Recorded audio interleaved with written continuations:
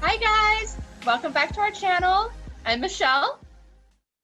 And for those of you that are new, welcome to our channel. My name is Jessie and we are Moms on Crime. And today Michelle has a story for us. All right, Mama, listen, you're gonna need a drink for this one because I don't like this guy. Today we're gonna talk Robert William Fisher. So this is another Arizona story that we're sticking with. Yeah. So another crazy one. Get a drink. Let me grab a drink too. Because I don't like this guy. All right, let's jump in. Robert William Fisher was born April 13th, 1961 in Brooklyn, New York. He has two sisters. I don't know the order they were born in, and once I started reading it by him, I was like, I don't even care. At some point, the family moved to Arizona, and he attended Saguaro High School in Tucson, Arizona. The relationship between his parents was rough. His father was very domineering, like really controlling, and his mom put up with it. But then after some time, she left the family. She left the kids behind with their father. She was out, and their parents divorced, and it was a very tumultuous divorce. And it said that affected him for the rest of his life. Even as an adult, he talked about the divorce and the way that he viewed his mother for leaving. And in his eyes, divorce was never an option. You worked it out. That was just how he thought. So he joined the U.S. Navy. And in 1987, he met and married Mary Cooper. Eventually they moved to Scottsdale, Arizona, and they had two children. A year into their marriage, they had their daughter, Brittany, and 3 years later, they welcomed their son, and his name was William Jr., but they called him Bobby, or Bomb Robert Jr., called him Bobby. Fisher worked as a surgical tech, a respiratory therapist at the Mayo Clinic, and he was also a fireman on and off. I guess there was a brief time where the family lived in San Diego, and when he was a fireman, he injured his back, and he injured it pretty bad. And I guess that's when he finished off school to be a respiratory therapist, because he knew he was eventually going to need back surgery, and he knew that he wasn't going to be able to be a fireman anymore. So I guess that's the point in his life where he went to school for to be a surgical tech and respiratory therapist. Robert Fisher was he would call himself an avid outdoorsman, into camping, fishing, hunting. The kind of personality that tried to be like a really like manly man. So it said he tried to raise their son to be the same way. In their marriage, it said that he was exactly like his father. He was a control freak, and he was very domineering, and just the way he controlled his wife, he had total say-so in the home, to the point where she couldn't even decorate without getting his okay. She couldn't even hang a picture up on the wall without him saying it was okay to do. She couldn't even hang their kids' drawings from school up on the refrigerator if he didn't say it was okay. Girl, no. So there's like these home videos that I watched of him, right? And he's such a douche. Like the way he talked to her, like she was trash, but you could tell that she kind of held her own. You know what I mean? Yeah. There was this one where he's holding the son, and he's a baby, and there's little girls there, and she's recording them, and it's the baby's first Easter, and he's telling her, turn off the camera, turn it off. And she's like, no, it's Bobby's first Easter. I want to record this. So he starts telling the little girl, like, oh, turn around, smile pretty, be pretty. And then he like tells her to scream, and he like pulls her hair or something. Like, it's just weird. And then there's these other home videos. And watch, this is going to be important later. There's other home videos where he's talking to her, like she's recording, because I mean, we're moms, right? I record everything. I take pictures of the kids probably every day, right? Me too. So like little things, because these are memories that you want to capture. Yes. So she's recording, right? And he does this, right? I'm What? like, To the ugh. wife? Yes. Like, to shut it off. Shut it off. And okay, this guy, I like this guy. So his back, he had a back injury, so he ended up having back surgery in 1998. So he would go to physical therapy and he would go see like masseuses for like massages because he said it made the pain feel better. However, in one of these massage parlors, he said that it was the prostitute that worked there, but either way, he had an affair. He slept with a masseuse who may or may not have been a prostitute, and he got a UTI. Yeah, so is it I'm one thinking, of those, what is it, like happy ending? yes. So the UTI, which may have probably been an STD, but it made him really sick. Like, he was ill, like really, really sick from it. And he ended up telling his pastor at church, and the pastor told him, like, you need to tell your wife. So he did. He confessed to his wife that he had an affair. And she was pissed. Like, she wanted to leave. She didn't want to be with him. But he was very adamant, like, no, divorce is never an option. And we're not breaking up. We're going to work through it. Divorce is never an option, but cheating is? Divorce, to me, if there's no way of fixing it. It's always an option if it's what's best for your family, especially your children, so your children don't grow up in a toxic home. Right. But then again, for me, like, I think I tell my husband too, I think that'll be the straw that'll break the camel's back, like cheating. That's it. There's no turning back from that. Because he knows, like, that's it. The marriage is going to end because I don't know what I'm going to feel, or, like, I'm just going to grow resentment towards you. So it's better for us to separate. But then again, we're going to separate nicely and we'll still be in each other's lives for the kids. Yeah. Or, I mean, and it's not like he was, like, nice to her anyways. You know what I mean? Like, yeah, exactly. What have you done to make her want to stay married to you? What? What in your behavior? But who knows? So the neighbors said that after that happened, they could hear the couple arguing almost every night for 2 years straight. They could hear them in their home screaming, arguing at each other. And they said it was mostly his wife, Mary, that they could hear. But I mean, I don't blame her. And who knows what really happened, Because he was so, like, the way that everybody described him is that he was so weird.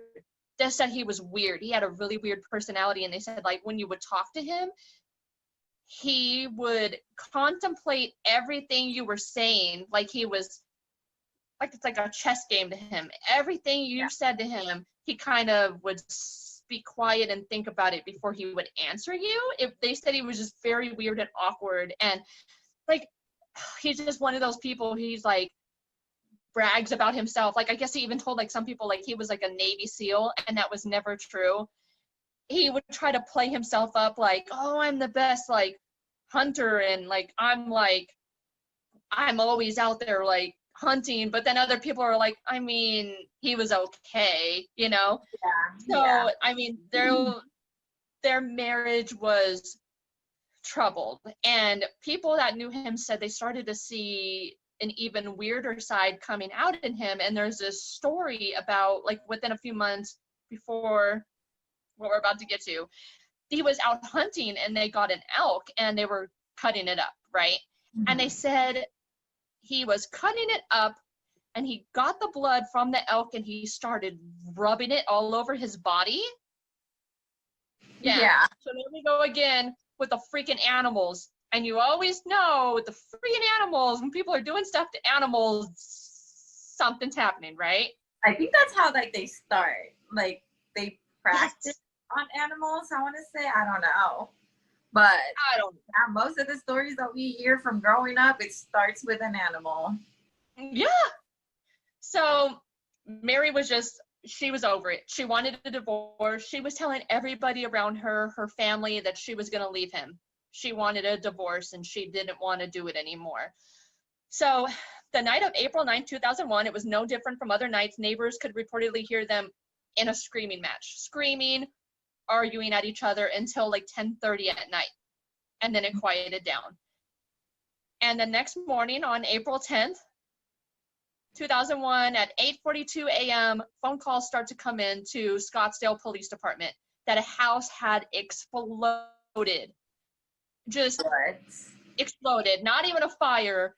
Exploded. Mm-hmm. And I heard the 911 calls, and these neighbors were just freaking out. Like, a family lives there. Like, they said it was so loud. And the fire department estimated that the flames were 20 to 30 feet in the air.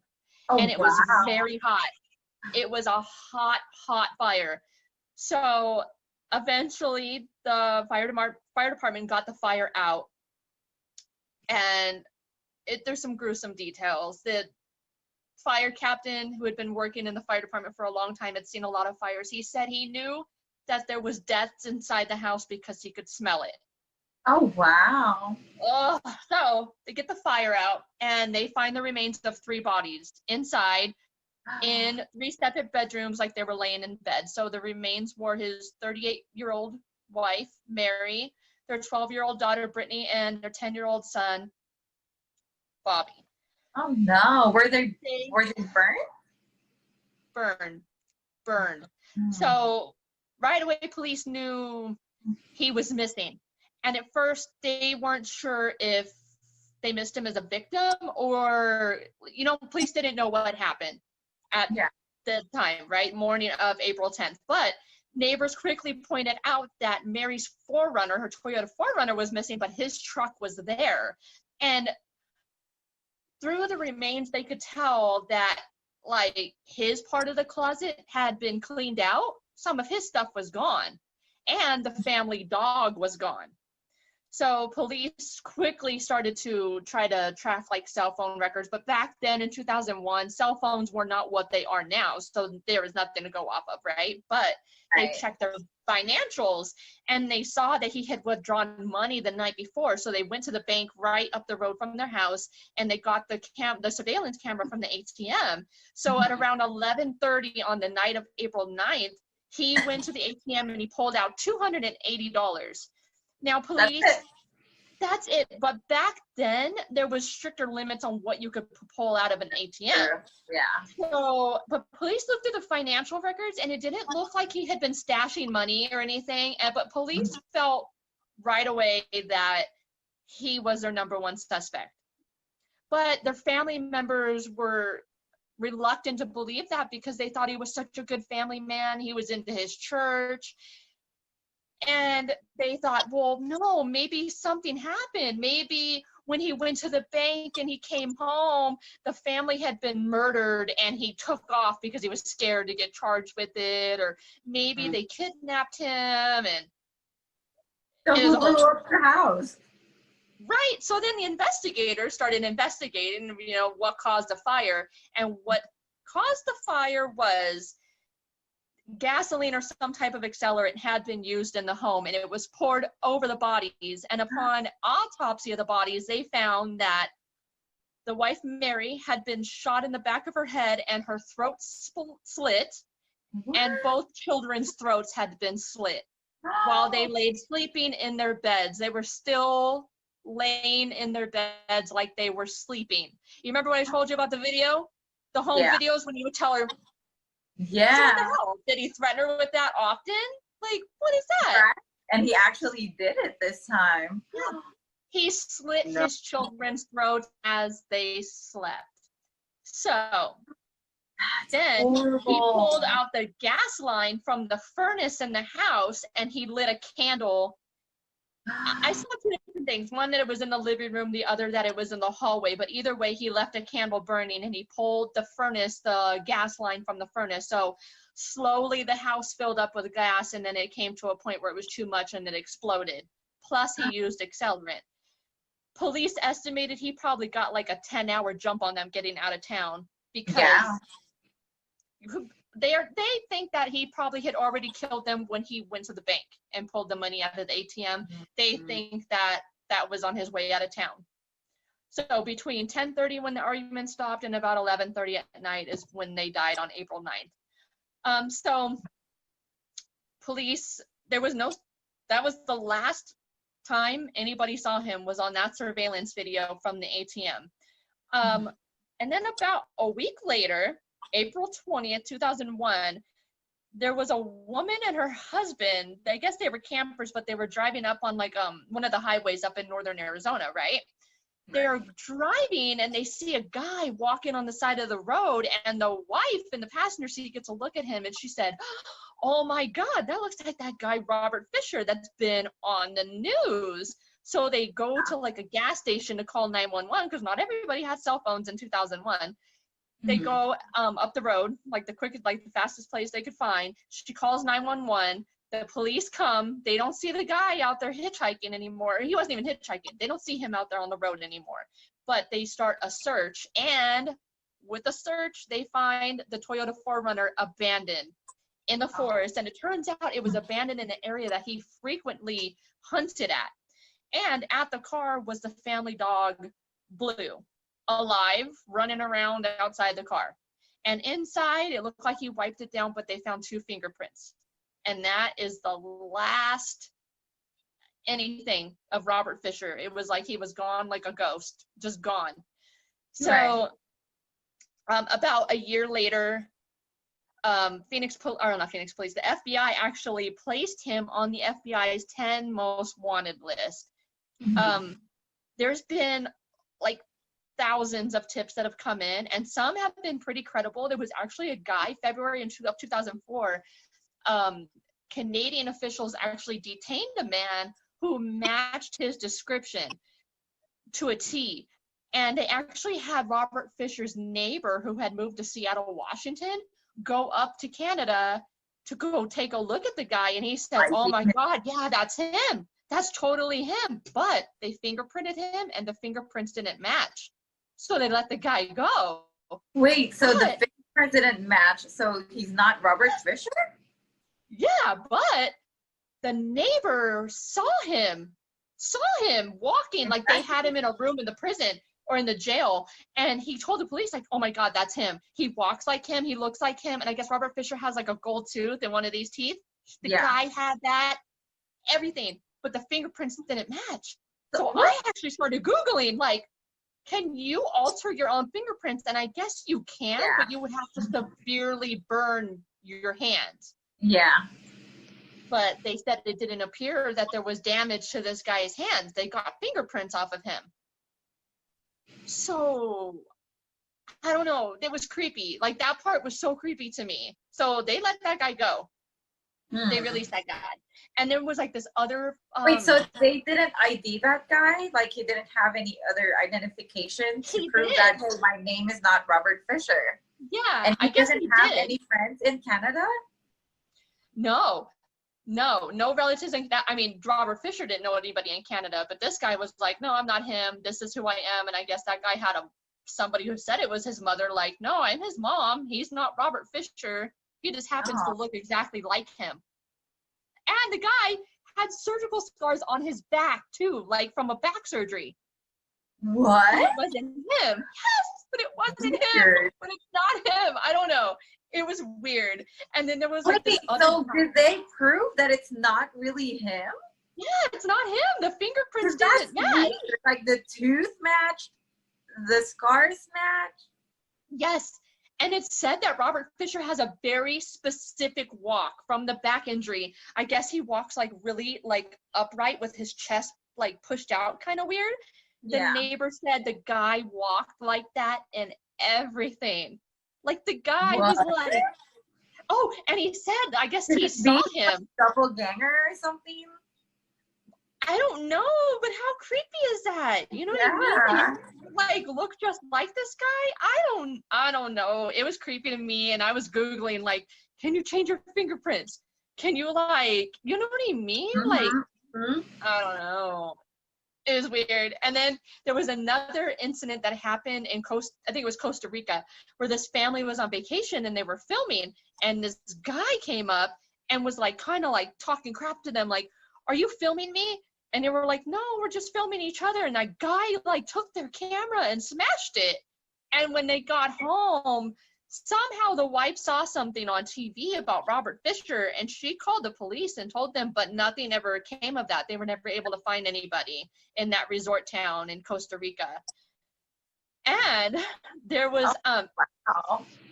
so this story has aired on America's Most Wanted a few times, I guess. And one of the times in 2000 and let me find this in my notes. Sorry.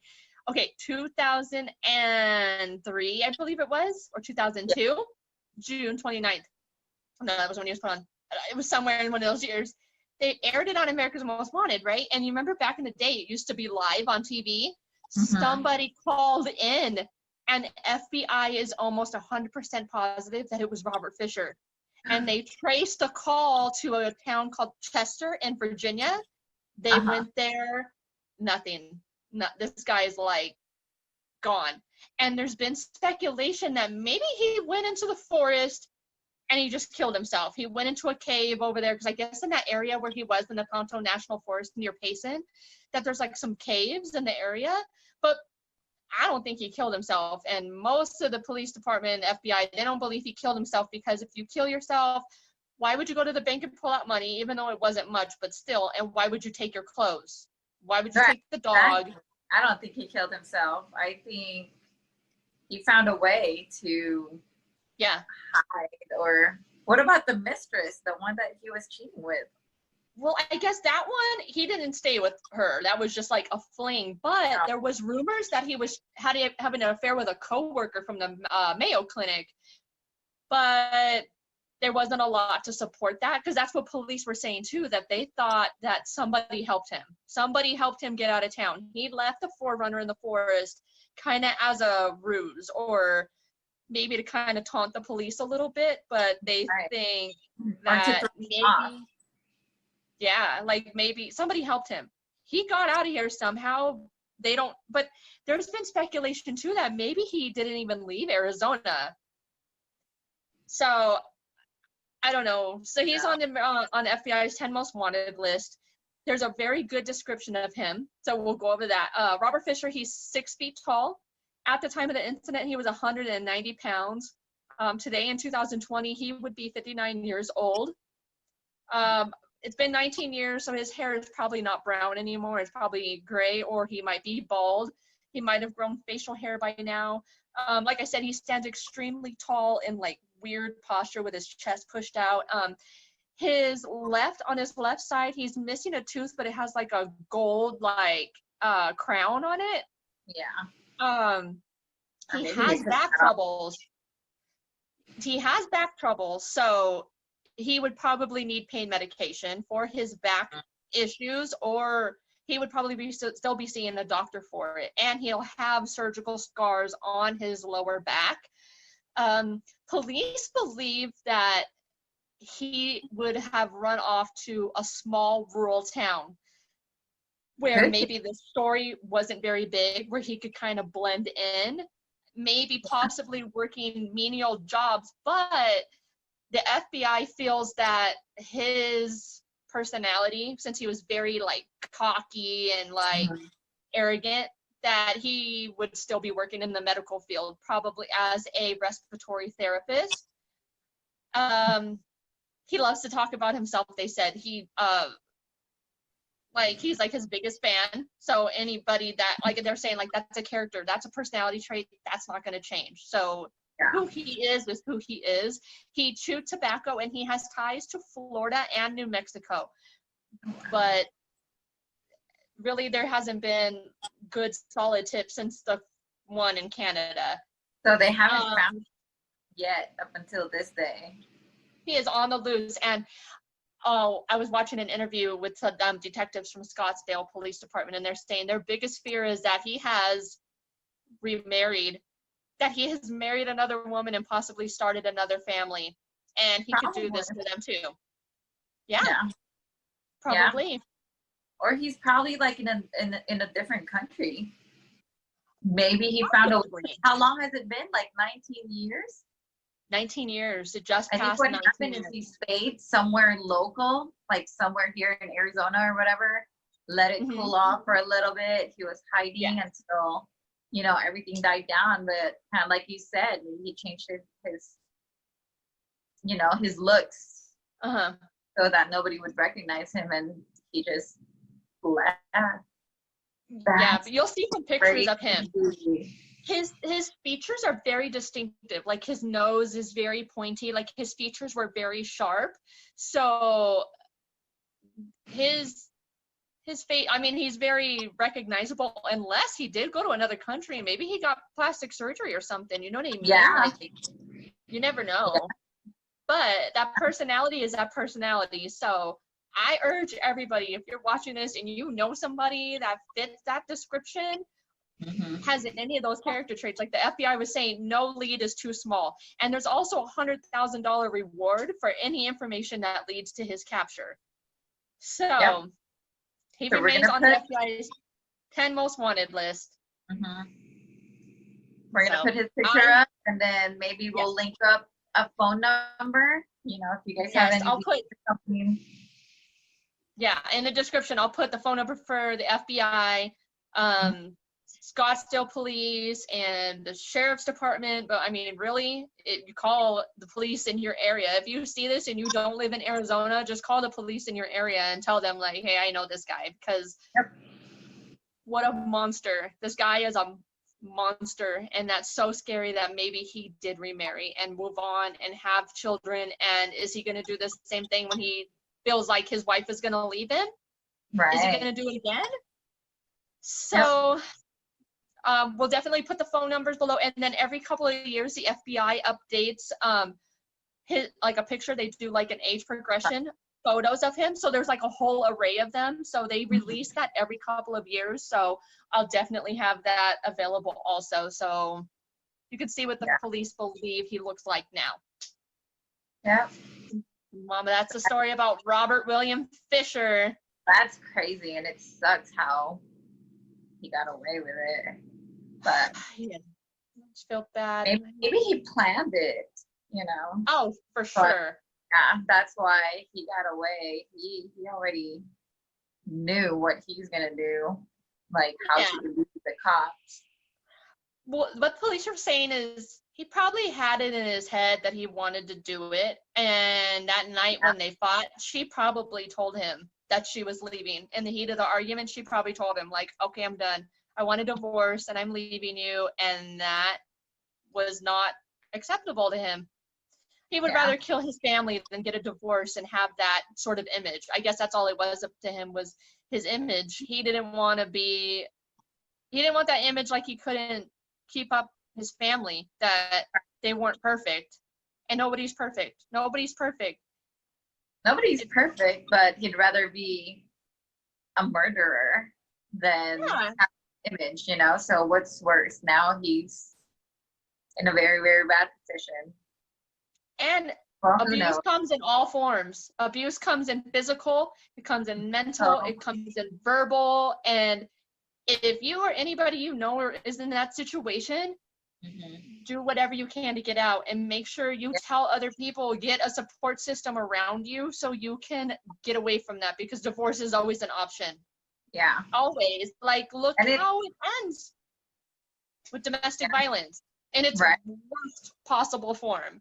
Right. And it may seem hard, you know, in the beginning, but I promise you it's going to be worth it in the long run. And then you go back and think and be like, I can't believe I stayed for that long. How crazy. You'd rather kill your kids and have joint custody with your ex-wife? Exactly. That's what the hell? Like, at least you still see your kids, you know? But, he's too proud, and he'd rather just kill his wife. Yeah. And I don't like this guy. Yeah, especially with their kids. How could you do that to your own flesh and blood? Oh, and that night on April 9th, he had taken his daughter. She got inducted to the National Honor Society. And that night was her ceremony. So that's where he went with her and acted like everything was fine. Right. Oh, and he had his son go to shooting lessons because he made his son take hunting classes.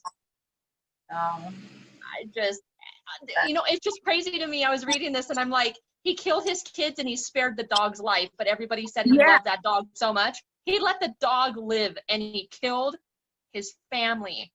Yeah, I was gonna say that too when you said they found a truck, but the dog was like out there. It's just crazy. That is crazy. But I'm not a fan. I am not a fan of him, and I hope he gets caught. I hope so too. Yeah. So like we said, you guys, if you have any information, we have his picture up and we have the phone numbers down in the description box below. But that is our story for today, and it's a very sad story for the kids, especially. I hate it when, you know, there's kids involved. But tell us what you guys think, and don't forget to like and subscribe. And turn on the notification bell so you get notified every time that we upload. And also, if you have any stories you want to hear us discuss, please let us know in the comments. You can email us at momsoncrime@gmail.com. And we appreciate any feedback that you guys can give us. Good or bad, let us know. We can take it. All right, thanks for listening to our story today, guys. We'll see you next time. We'll see you next time. Bye. Bye.